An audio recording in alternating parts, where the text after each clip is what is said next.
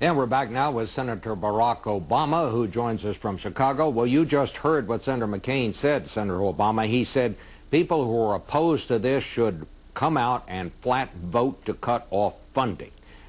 He said it's not enough to have a resolution, a non-binding resolution. What would be your response to that? Are you ready to do that? Well, let's talk about a couple of things that Senator McCain said. First of all, I think Senator McCain has been consistent. He voted for the authorization, and he has consistently pursued the course that we're on right now.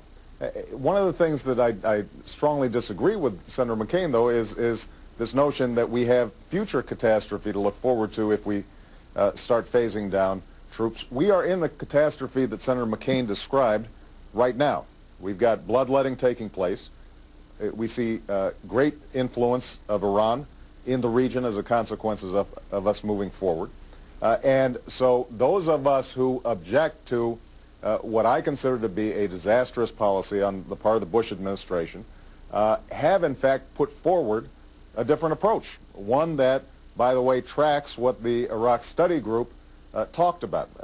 2 months before the Iraq Study Group came out with its proposal, I suggested that if we initiate a phased withdrawal, that provides us leverage to make sure that the Iraqis are actually doing what needs to be done to arrive at a political accommodation. And Senator McCain and the President seem to believe that only a military solution can accomplish our goals there. And every objective observer that I've talked to believes that, in fact, what we have is a political problem between Shia and Sunni, and it's important for us to get that political track moving. That was absent from the President's speech. All right, well, let's go back to what I asked you. Would you be willing then to cut off funds, Senator, if you do not agree with what sending these additional troops? I mean, that's the toughest choice you could make, I would say. But are you ready to go that far?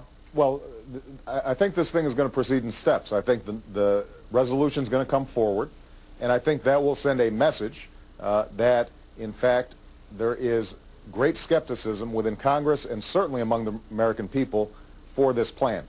What I've said then is that we need to look at what options do we have available to constrain the President, to hopefully right the course that we're on right now, but to do so in a way that makes sure that the troops that are on the ground have all the equipment and the resources they need to fulfill their mission and to come home safely. And look, this is not an easy thing to do. The President has already begun these additional deployments, and we unfortunately are not going to be voting on funding for several weeks, perhaps months. Well, there's nothing to stop you. I mean, you could introduce legislation yourself if you wanted to do that. But funding is going to come through the supplemental, Bob, and the President hasn't yet presented that. But here's the important point. I think that what we want to do is to, number one, measure what is happening in Congress, and I think that you saw in the Senate Foreign Relations Committee that there is bipartisan skepticism, not Democratic skepticism, to this plan. The second thing we want to do is to find out, are there ways that we can provide some sort of timetable to the President that says, let's start putting the onus on the Iraqis to make certain that they accomplish what ultimately is going to be necessary in order for us to have some sort of resolution to this problem. And that's going to be Shia and Sunni sitting down together and saying that we want to come together as a single country. That has not happened yet, and frankly, in my conversations with the President, as well as Secretary Rice, I did not see any plan for them to be willing to move that forward.